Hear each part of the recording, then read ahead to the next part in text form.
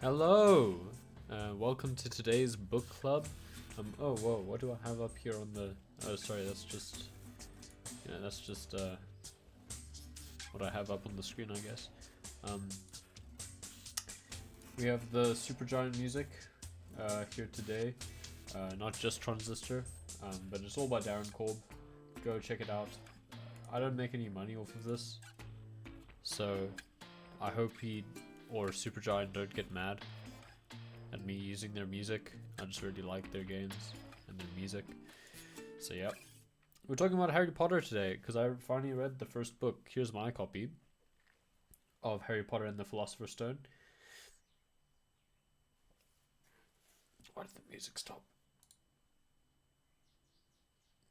Yes, is there a problem?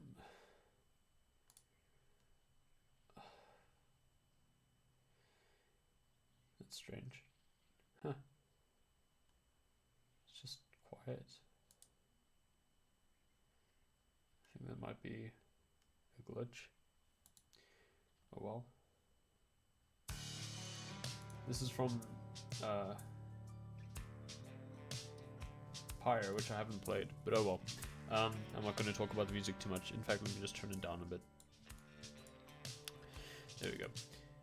Okay, so we're going to be talking about Harry Potter today because I finally got to read it. I hadn't read any of the books before yesterday. What's up, Feisty Chess? It's Book Club. Welcome. I hope you've read Harry Potter. If you haven't, then I don't know. I mean, you can just stick around. We're just going to be chatting. Also, this is my Twitter. But anyway, why aren't I in dark mode? Huh, anyway. So, before yesterday, I hadn't read a Harry Potter book, but I'd watched all of the movies. Do I remember all of them? No. Did I enjoy all of them? Probably. They're pretty good. So yeah, this was a bit of a unique experience, I think, for me, because I'm not a child, so it's not like this is a childhood book for me. Yeah, and I mean, my exposure to it has been purely non-book related, so I guess this was kind of bound to happen at some point. I own the entire collection. I mean the entire series on book from like 3 different publishers throughout the series, mind you. But yeah, this book club is going to be a little bit less trivia or history oriented because I don't have to give a history lesson. It's Harry Potter. It was originally published in 1997.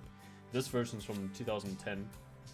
And actually, I discovered that there had been quite a few things that changed throughout it being published in later editions. Mostly just correcting mistakes. That's interesting. Also, let's talk about how silly the name is in America. I'm not going to address what's currently on the screen. I just want to, let me just double check that it's actually there. I think it is.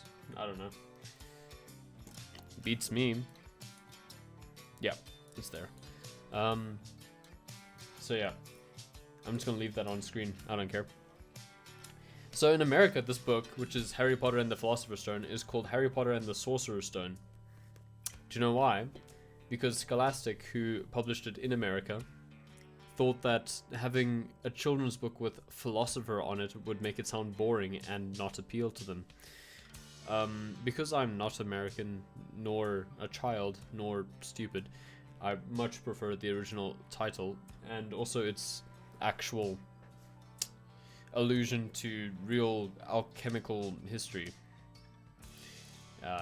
And, you know, they reference actual alchemical figures like Nicholas Flamel and whatnot, and they talk about the actual goal of alchemists, which was to turn lead into gold, and all of that, which is enjoyable. I do like this. There's actually quite a bit of allusion to like famous historical magicians and wizards, so that was pleasant. Let me say, I enjoyed it. I did like the book, so don't get mad if you do like Harry Potter and you think me not giving it a chance for 19 years is saying it's bad. It's not. In fact, there are things that I really like about it, and only a few things that I don't. What do I give it overall? Probably like a high score, like maybe between 78 and 83, 85, somewhere around there. and that's like, some of them are good, some chapters are good, some chapters are bad.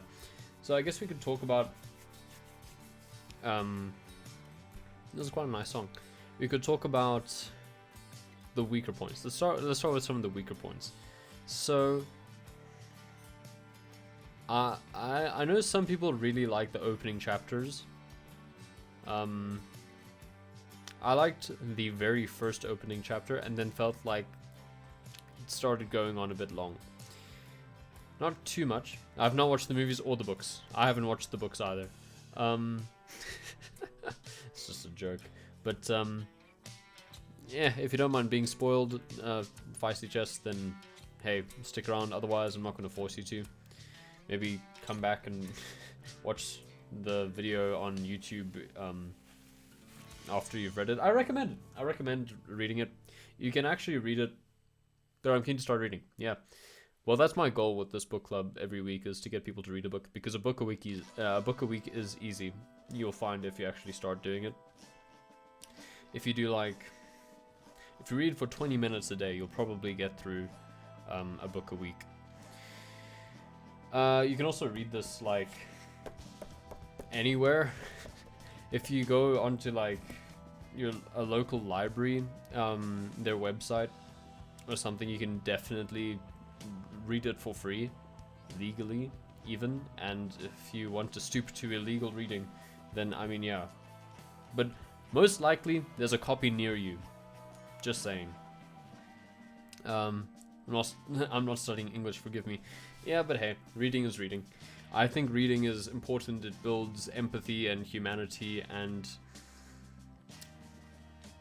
what's the word? Delayed gratification, appreciation, and it's just it's good for your brain. It just stimulates it in a way that other media don't. So yeah. Did you know that in America the average number of books read by a person is, hello Catherine, is 2. So I'm an above average reader in America by far. I was just counting it earlier today, and I think I've read 14 books today. I mean, yeah, 14 books today. That's exactly how many I've read. No, I've read about 14 books this year. I think I missed 1 or 2 somewhere along the line, but it doesn't really matter. That's below what I'd want it to be, because obviously that's not one a week, isn't it? But hey, I'm trying to build better habits as well with reading. As I was saying, this is a good book. I enjoyed it. I was talking about the early chapters, right? Also, can we just mention, before we even get into that, this first book has been translated into every language, including Latin, Welsh, Ancient Greek, and Irish. That bathroom thing is nasty? What? Oh no, did I leave that on screen? My bad. Anyway, so the first couple chapters where they talk about the celebrations that Voldemort isn't doing anything anymore. I like that.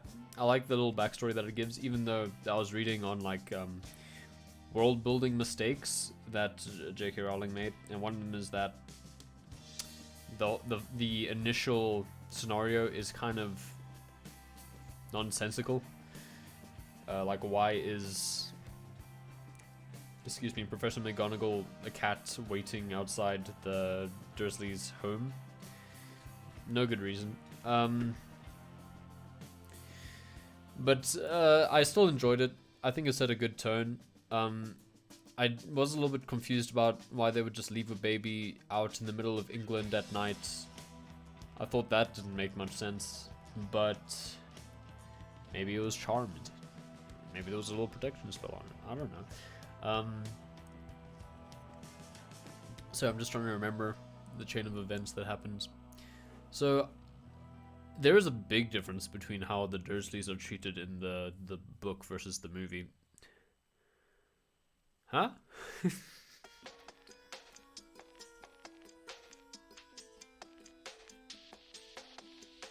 I'm just gonna leave it up there. I don't know what you're talking about, Catherine. But this is an interesting song. I'm gonna turn it down just a little bit. Don't mind me. I'm actually turning it down for you, not so much for me. Let me turn it down to there. Yeah. They wouldn't have. But so if I remember the movies correctly, they get like blown away, like turned into balloon people and just whoosh, and they're abandoned. I prefer what happens in the book, where they aren't just thrown out of existence, only because it's more realistic and more grounded within the world itself and their rules. Like, they don't want to reveal magic to people, even though the Dursleys are vaguely aware of it. Other people, when they see balloon people floating around, would probably be very confused. So I'm fine with that. The real problem I have is just that they spend a bit longer than I'd have liked waiting for the Hogwarts letter. No, you're misremembering the movies? Okay, well, then I'm misremembering the movies. Then let's just talk about it as an alternate parallel universe where that could have happened instead. I prefer what happened. I don't know. I didn't. My homework wasn't to watch the movies. It was to read the book. So I don't even know why I'm bringing this up. Maybe that's just a childhood nightmare I had. That just got cemented in my brain. It's possible. Some of those Harry Potter movies can be pretty spoopy, and I was quite young when they came out, so yeah. Oh yeah, can I talk about something quickly while we're on... What? This is from Bastion? I don't remember it at all. Anyway, let's talk quickly about something that isn't made for children, because I think some people feel like the initial... Can I put this on a different scene? Let me do that. Otherwise you're all going to see what's in my recommended, and I can't be 100% certain that that's going to be fine, because sometimes I'm not okay with what comes up in my recommended. So some people point to the first Harry Potter book as like the most child-oriented, which is understandable. It does kind of read like that in some ways. I mean, no, it reads like it is open to all audiences, but sometimes it specifically feels like it's written less accessibly to adults, if that makes sense. Like, if you're talking about... Pixar movies are like the go-to example of something that's written and made for children and adults alike. It never feels like it's A, holding back on the kids that much, or B, dumbing it down so much that the parents can't enjoy it. There are just occasions when it feels like the Harry Potter books are like saying, let's indulge in this being a children's book. The first one, because I've only read the first one. There are only moments of that. I'm going to keep reminding people that I did enjoy the book. But anyway, since we're talking about something... I was just reminded, because since we're talking about something that was or wasn't made for children, I do not believe that this was made for children. It doesn't look like something that was made for children.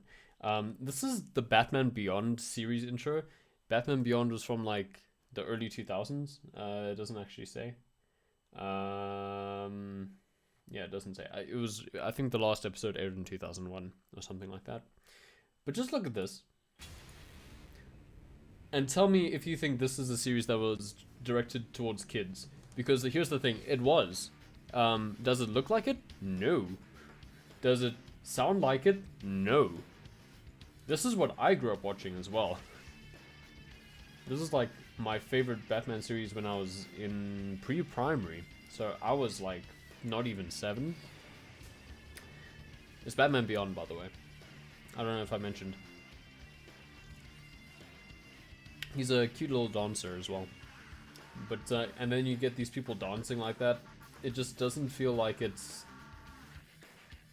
This feels like it was for a more mature audience than it actually was. This was like for 7-year-olds intended, at least. But yeah, I just thought that was worth mentioning. Yeah, I enjoy bringing attention to any of those series. What was I saying then? Oh yes,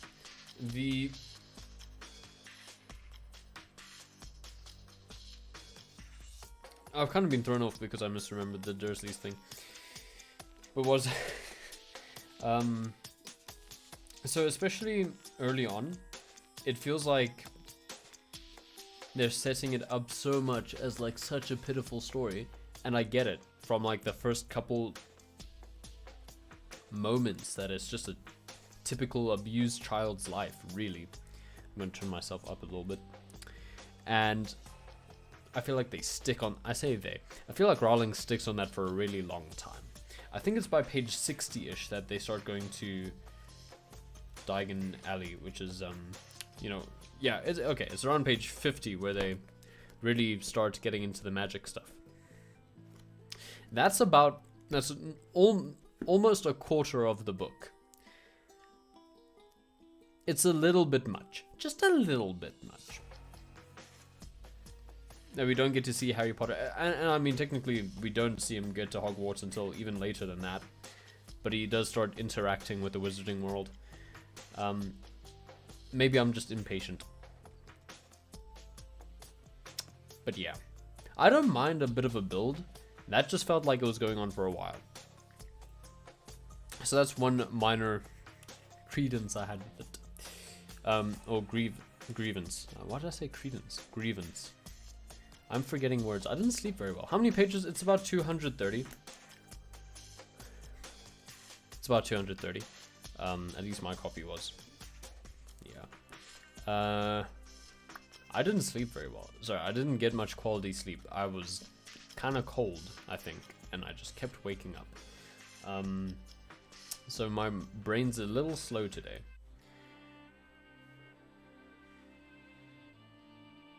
Yeah, I mean, that's true. I disagree, laughing face doesn't help an argument, but I would just get rid of your laughing face. His whole life, it does make sense, and I understand that, but so something I do like about this book is that a lot of it feels like segments of jokes, like little skits, and I actually really like that because it balances humor and like gravity fairly well. I am inclined to believe she gets better at it because there's room for improvement, and I've heard that that does get better later, but she does it relatively well in the first book as well. So there's a specific event, which is the actual delivering of the Hogwarts letter to the Dursleys' home, and that goes on for quite a while, relatively speaking. And it does feel like it's a bit of a long joke and punchline. Like, it's quite a bit of a setup, and then the punchline is Hagrid kicking down the door and saying, you're a wizard, Harry. And that, you know, when I got to that line, I did smile. It was nice seeing that line. That iconic line. Which one is this from? It's also from Fire. Okay. But, I feel like that just went on a bit too long for a joke. Because that's really what it feels like.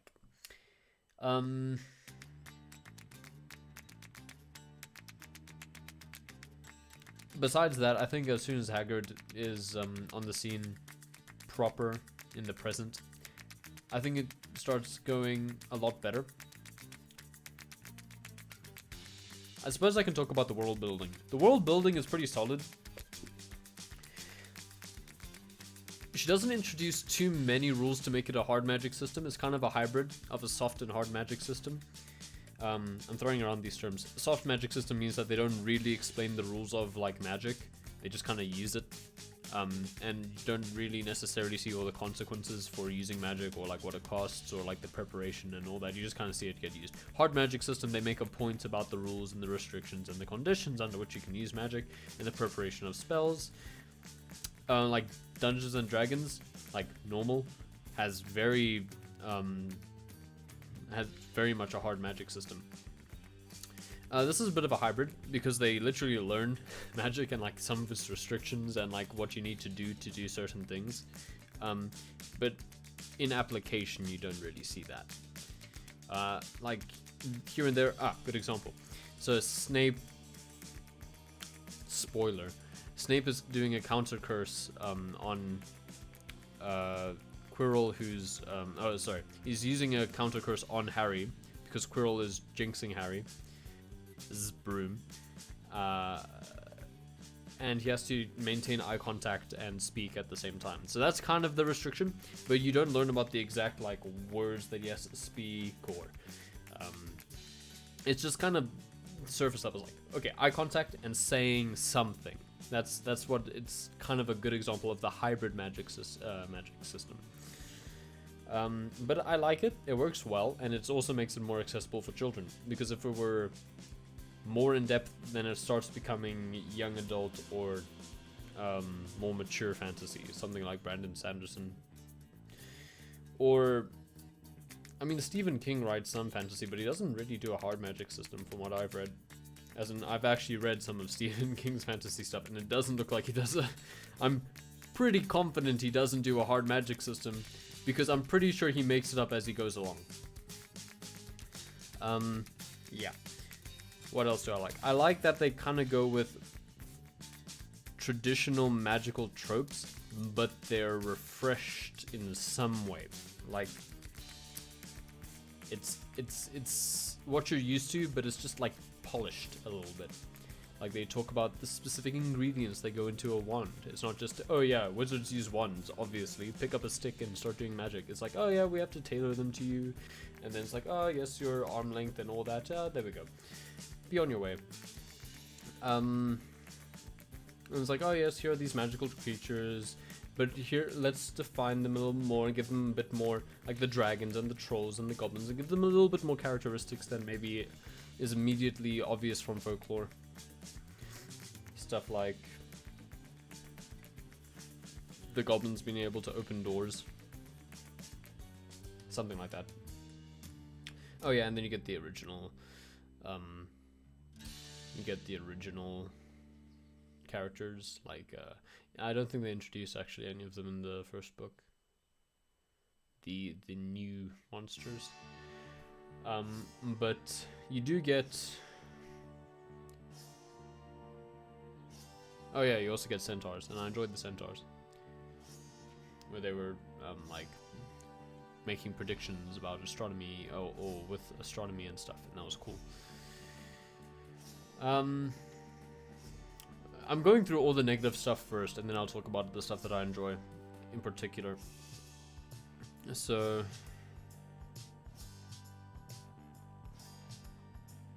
they kind of go in on the whole Snape is evil thing. But I think that actually does serve the characterization better for Harry and the other students, not Snape, but Harry and the other students. Because that's basically how children perceive their teachers, to be evil. And that's where I talk about the writing being a little bit indulgent. It does feel like occasionally it's fulfilling a fantasy for children. I mean, obviously the whole thing is based on fulfilling a fantasy for Harry, because he lives in like this terrible household and he just wishes he could escape and be someone special. That's literally wish fulfillment in when he goes to Hogwarts and becomes like a really important figure at Hogwarts. That is wish fulfillment. However, that's fine, especially for children or in a children's book. But there are some moments, specifically like when it comes down to the way certain scenarios play out. Can I move past the vocals? Yeah, sorry. Oh, this one also has vocals, but it's fine, I'll leave this one on. This is the ending theme for Bastion, by the way. So, one example is when Hagrid starts shouting at the Dursley family.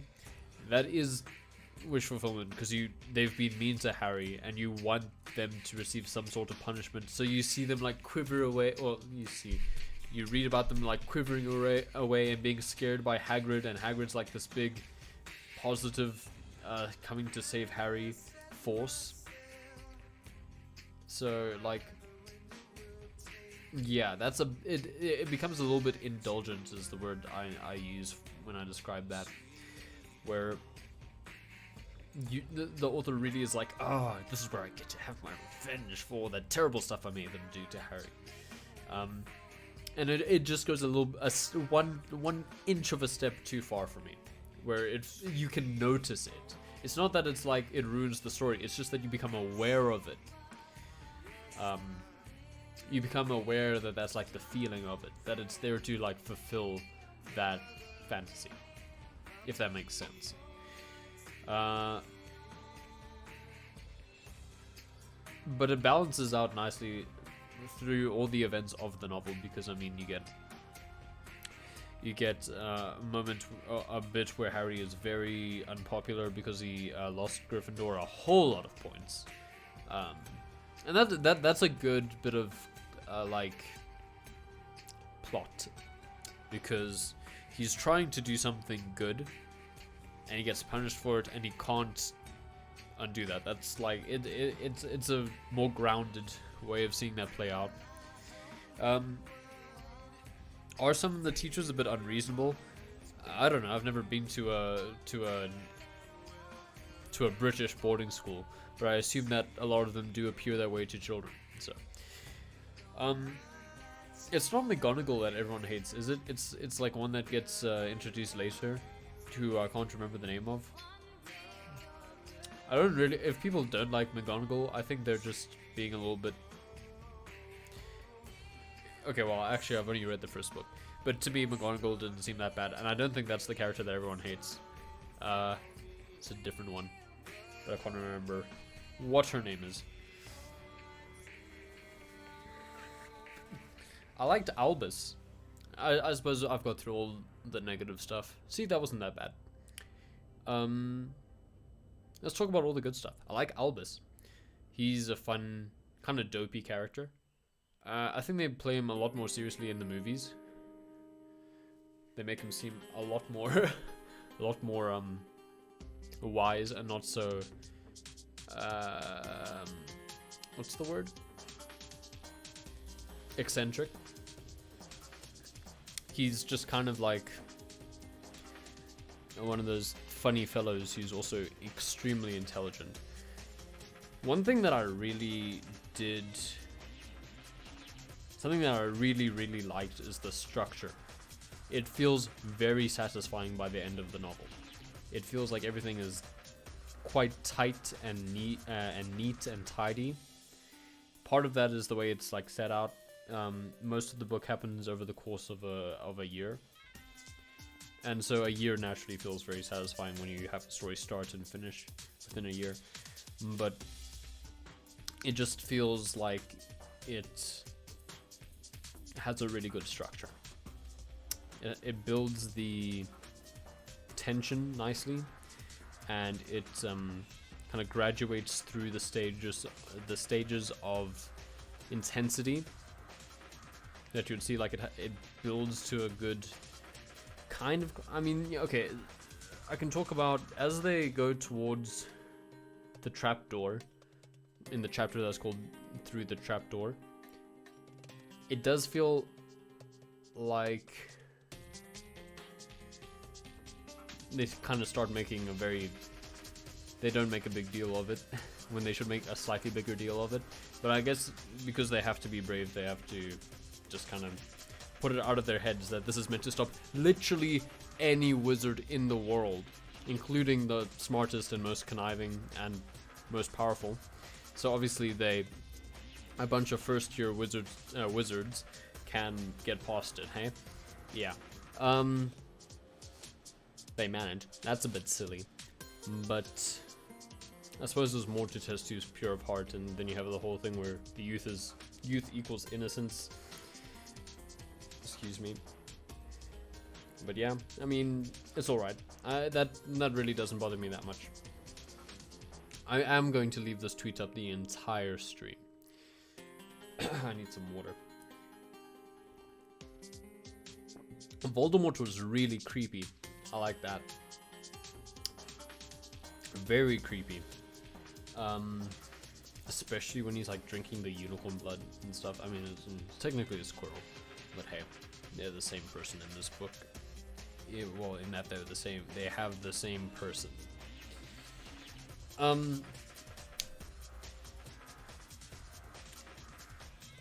There's a small thing that bothers me that I don't think bothers anyone else. At the start of the book, it says Quirrell shakes at the start of the book, when they're in Diagon Valley. Alley, not Valley, Alley. Quirrell shakes Harry's hand, and then the whole thing at the end is that he can't touch his bare flesh. So they don't actually describe him wearing gloves, but he could be wearing gloves. Or it's just that he hasn't been so taken over by Voldemort yet. I don't know. It just feels like that's a little bit inconsistent. I mean, a whole year does pass. So, yeah. Hagrid is likable. He's a good level of blundering and helpful. He's caring. So that does make him quite a likable character. Hermione is not that annoying, to be honest. I think she's just a normal try-hard child. We can talk about that whole thing where J.K. Rowling was like, the real canon, yeah, she has black frizzy hair, and she's black. That's what she said retroactively. There aren't any moments in this where that description is contradicted. So frankly, I don't care. I'm indifferent. Throughout, when I was visualizing the book as I was reading it, I kind of swapped between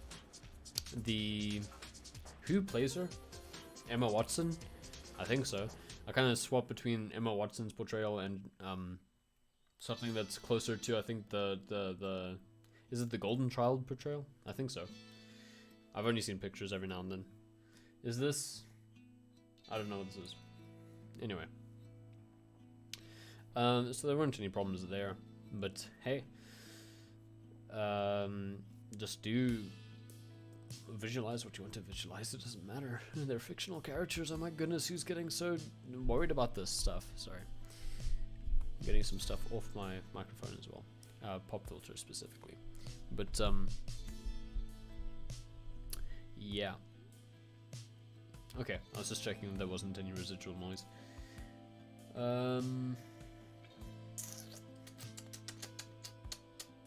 Harry does get...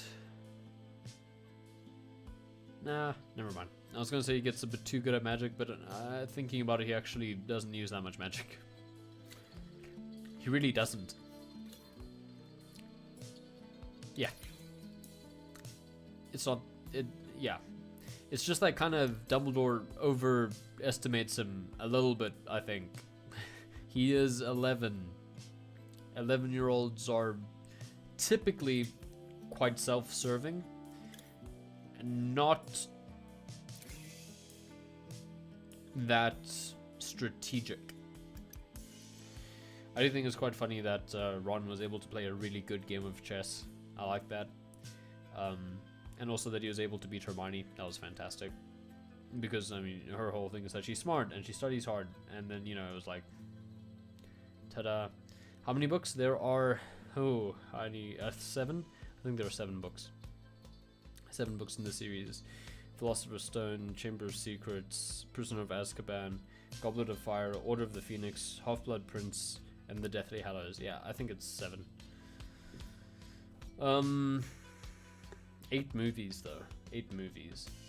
Oh, I've been talking for a while. I need a quick break.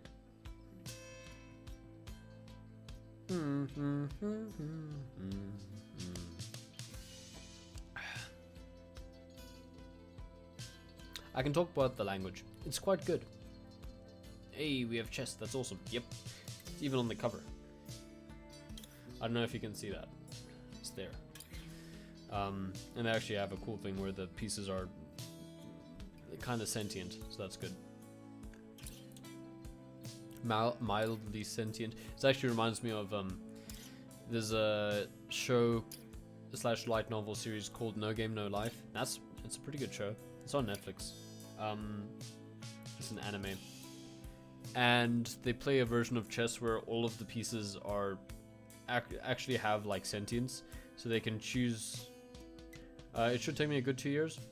They came out a much longer, over a much longer period of time than that, so technically you'd be reading them faster than some other people. But in No Game No Life, they have a version of chess where the pieces are sentient, and they can just straight up choose not to listen to someone if they don't think it's going well, and they can run away, and that's it's kind of cool. It's not quite like that here. It's more like they just they have opinions and they have behavior, and that's kind of it. I think it's more of like a psychological thing than it really affects the game. But yeah.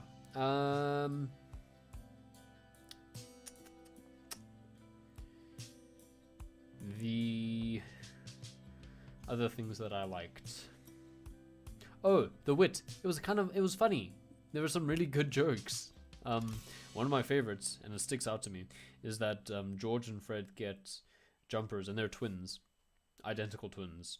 It's implied, and they get Christmas sweaters with F and G on them respectively. It says, "Oh, she put our." Can I skip the one with the lyrics? It's distracting. Okay, cool. It's like, Mummy didn't have to put letters on it to tell us our names. I know that I'm Forge and he's Gred, or I'm Gred and he's Forge. It's just, yeah. I didn't tell it nearly as well. Wow, another one with the lyrics. It's so distracting to hear lyrics and try to talk. But yeah, no, there are a lot of really good little jokes in there, and some that are more oriented to kids. Like there's a lot of snot humor. But it's still funny. It's still enjoyable. This did make me want to read the rest of them well enough. I got the joke, yeah. But I'm not in a rush. I'm happy to take a little break from it. Yeah. Anything else I want to mention? Oh, the mystery. It's got a good mystery. It builds tension quite nicely, and it feels like there are enough clues out there that you can kind of, it comes to a nice logical conclusion. It's not too much of a twist. Most of the, I mean, technically the author does hide things from the reader to make them lean towards a conclusion, and they use the character subjective perception of other characters to that end as well. Which isn't my favorite in a mystery, but I also think if you're a reader and you fall for a subjective perception of the characters, then you're being suckered yourself. So it's not the author's fault. You're also at fault a bit there. I'm a bit quiet. Let me turn myself up. You're also falling for it then. If you want to be really critical, then you should also look through that. But given that, there were some instances where it's like, you didn't quite tell me as much as I would have liked to know there in order to actually come to the correct conclusion. But it was enough to be like, oh, okay, enough is left in the air. Nothing is 100% given as a certainty. Sorry. Which is nice, because then the sort of reveal towards the end is more believable. Yeah. This is the Bastion theme.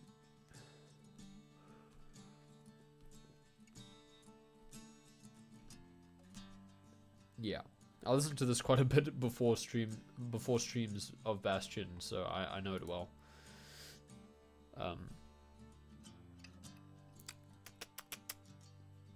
Is there anything else?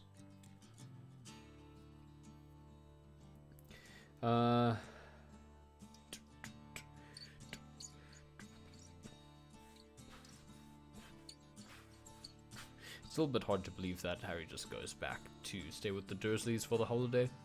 I would have thought maybe Hagrid gave him a place to stay or something. That would have made more sense to me.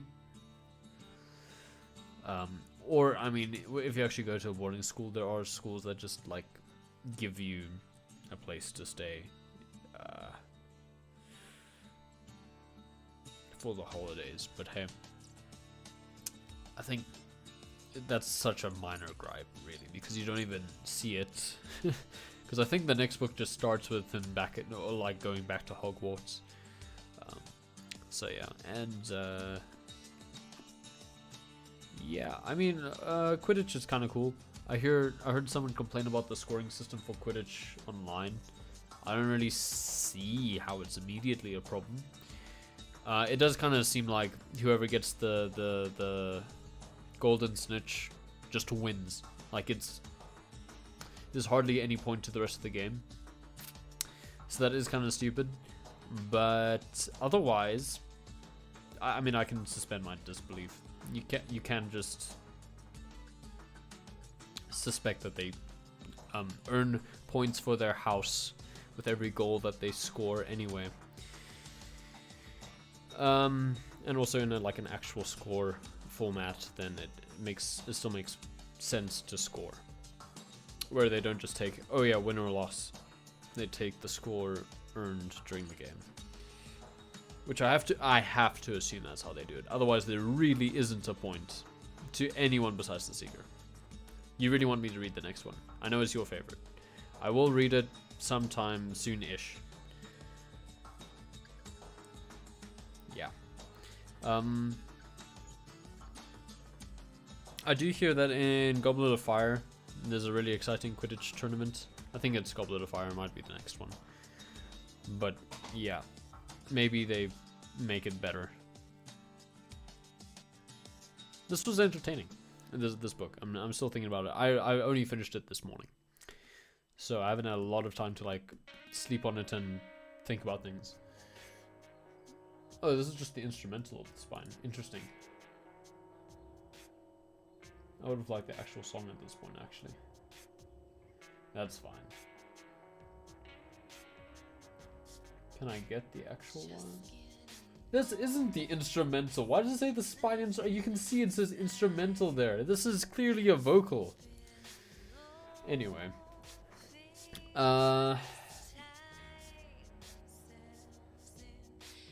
Yeah, I mean, is there much else to talk about? Maybe if someone throws a question my way, I'll answer it with my opinion. I think Prisoner of Azkaban might actually be my favorite. I'm starting to remember. I hear Prisoner of Azkaban is a lot of people's favorite.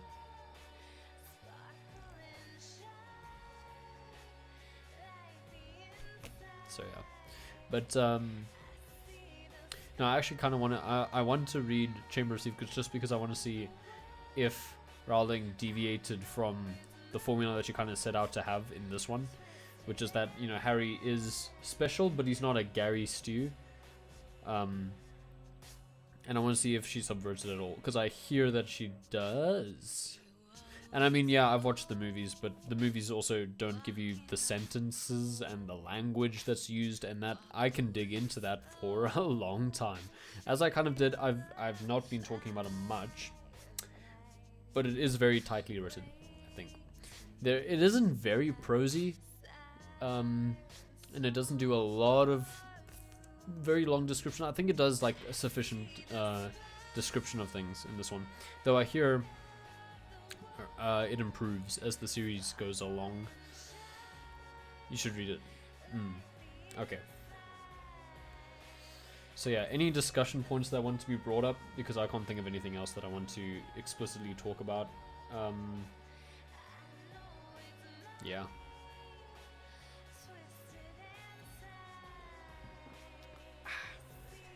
I do think Harry, having read all of those books right before he went off to Hogwarts, as he was introduced to magic, he would have remembered more of it than he seemed to. They don't explicitly say he's like not good at it. Okay, you have to dip. That's fine. Yeah. Enjoy whatever you have to go do, but they do imply that he isn't particularly great at school, and I just think someone realistically who had just been introduced to magic and being told that they were like, they're from a family of very good wizards, they would have been a bit more receptive to all of the material that they're reading and learning, and they would have been more into learning it. and they would have done better because of that. That's my assumption. Would it have actually happened if this book were 100% realistic? It could. How long did it take you to read the book? Well, I started it yesterday, and I finished it this morning. I read for about 4 hours yesterday, and for about 30 minutes this morning. So it took me less than 5 hours, I think.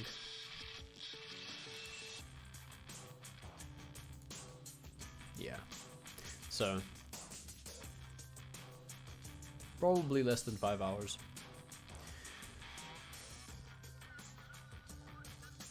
That's even a little slow for me. But hey, sometimes you start reading slowly. I don't know the exact length, because I also took breaks. So yeah. Probably between 4 and 5 hours. So less than a day. It's easy to read a book a week, I say this. I do read a little bit fast. I'm looking to increase my speed by learning certain techniques. I didn't employ any of those techniques here, like using a visual pacer or skimming. I just kind of read it normally. But I think even at like that, I reach speeds of about 280 to 320 words per minute, which is pretty. It's like a slightly above average, I think. But yeah, I don't know. I don't actually take these tests, but I know that I can read quite quickly if I'm like tuned in. If I'm like really focused, then I can. But yeah, no, I mean, it's not that hard to read a book within a week. That's the lesson. And I'm thinking about so many words.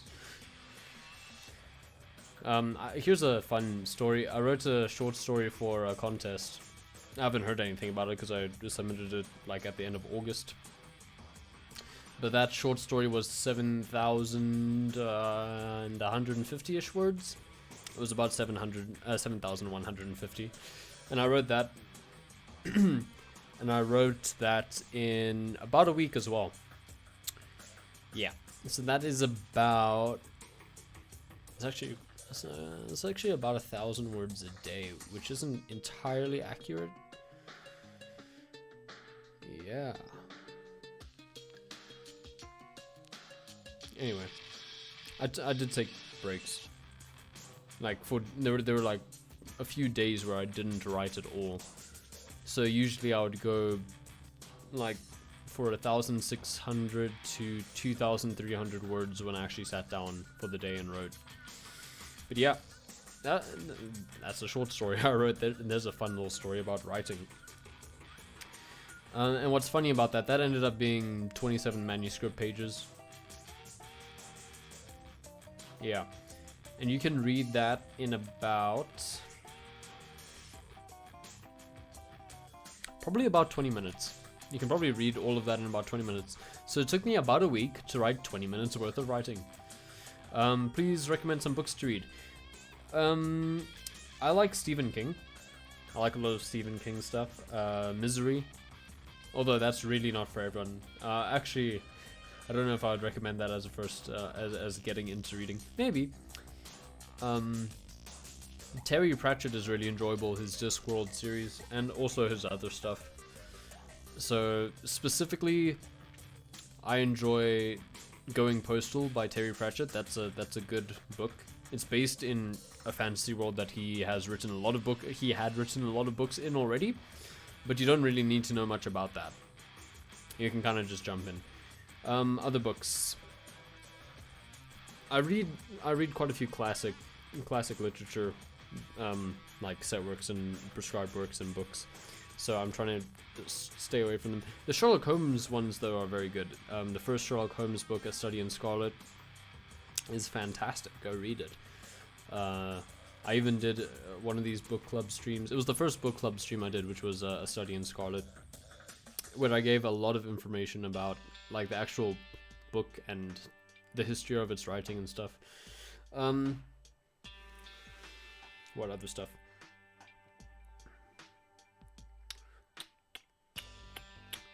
I'm struggling to remember all the books I've read.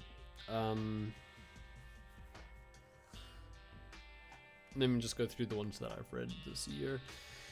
Gunslinger, Misery. There was The Eye of the World, Catcher in the Rye, released Patrick Ness.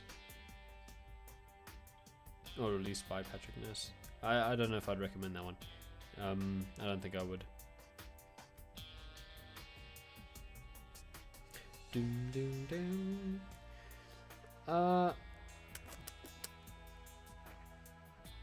I'm struggling to think. It's like I said, I didn't sleep very well, and it's late in the day. I'd recommend this book. Go read it. The Time Machine by H.G. Wells is also quite an easy read. It's also very short, so you could actually get through that one quite quickly if you just want to start building up momentum. The Time Machine was also a good piece of science fiction just to like introduce yourself to science fiction if you want to. Otherwise, I don't read a lot of non-fiction besides like papers and stuff, which aren't books. So I can't speak immediately for any non-fiction stuff.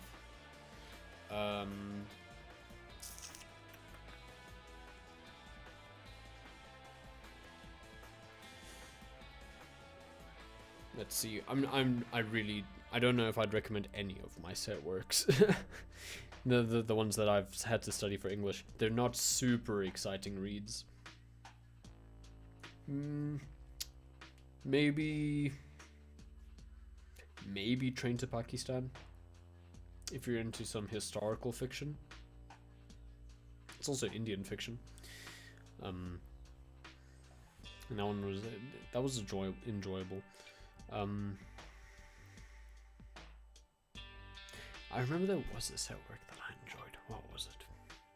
Oh, Running in Other Stories by Mako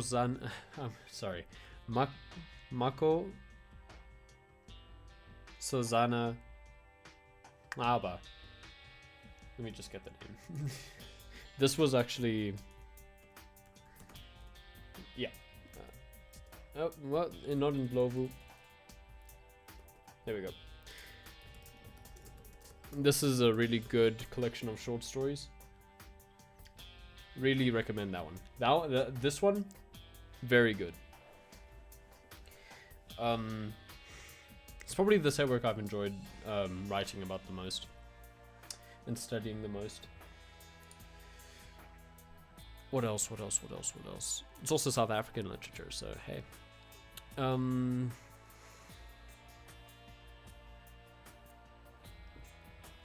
I'm really struggling to remember at the moment.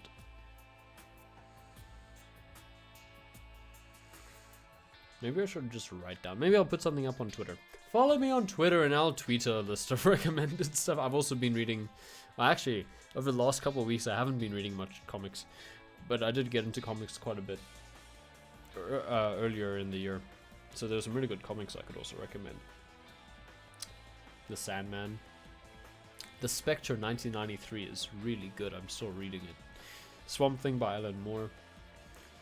Yeah, quite and The Batman by Scott Snyder, or Batman by Scott Snyder. Those are all really good comic books. I'm just thinking.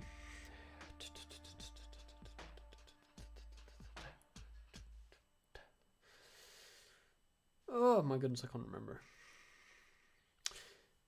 Stephen King is a bit not immediately accessible. If you're trying to get into reading, I wouldn't immediately recommend Stephen King just because he's a bit of a rebel when it comes to popular fiction.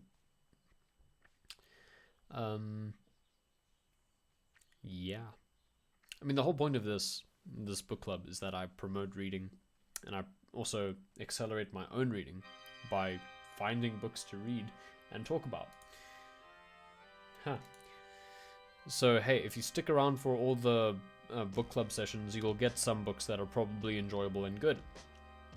And then we'll just talk about them each week, cap them off. And I try not to make them too lengthy or too boring or anything. Like, I'm thinking about what to do for next Sunday, because I usually do this on Sunday. And I was thinking maybe Dracula. Dracula's quite cool. But I'm even still thinking about other stuff. But hey, oh wow, I'm always very tired of speaking by the end of these things. Why don't we just listen to some music, and I'm gonna look at some games that have come out. Paradise Killer looks pretty cool. It's also published by, I think, Fellow Traveler. Let me check that. Yeah, it is. It's published by Fellow Traveler, who are publishing Genesis Noir. If you don't know about Genesis Noir, I posted a video on YouTube that is very long, and it's all about it. And also Marvel's Avengers came out. Oh wait, do you hear that? Yeah, that's everyone who was really excited about that. It's very quiet.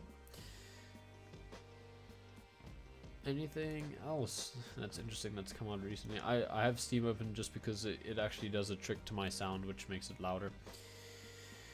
But hey, oh, Nexomon Extinction came out. Yeah, that's like a Pokemon style thing, but hey, maybe I'll play it sometime. Oh yeah, this is probably a good time to bring up. I'm not gonna play Pokemon this week. If you don't know, I've played Pokemon every week for like a long time now. How many? I think I'm on like, I was on 37-ish streams, and I did 3 a week, so more than 12, about 12 weeks. So like 3 months, roughly 3 months, I've been streaming Pokemon every week. I need a break. The last week didn't go very well. So I'm not going to be doing that this week. This week I'm going to be focusing on Whispers of a Machine, which is a cool detective game that we started last week. And I'm actually quite excited to just have a chill time playing through that. So yeah.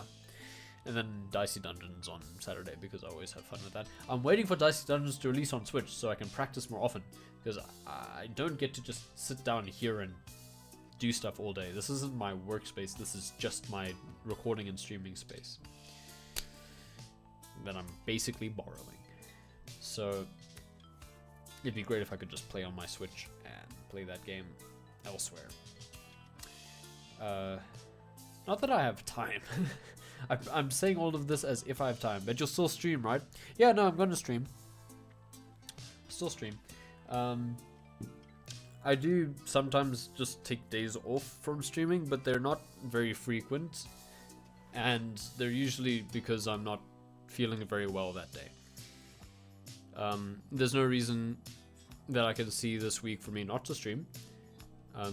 It's just an hour of my day to like unwind and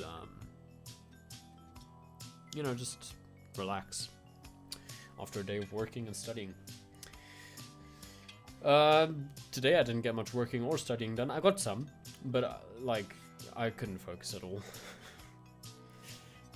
And back to that sleep thing, just goes to show how important sleep is. Don't sacrifice sleep for productivity. Sacrifice productivity for sleep, and you'll find that you actually have more productivity.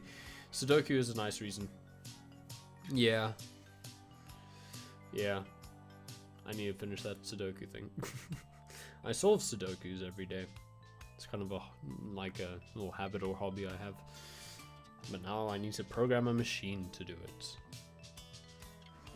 In a very, very inefficient way.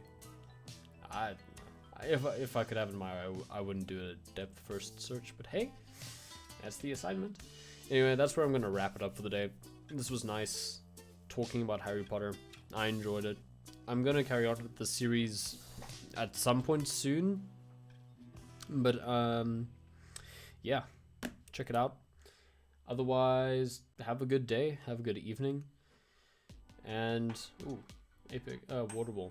I like this song. I hope you enjoyed this, and join me tomorrow for Whispers of a Machine, where we solve murders in a biopunk setting. Thanks again, no problem. I hope you enjoyed. I'm gonna be going now, so thank you and goodbye.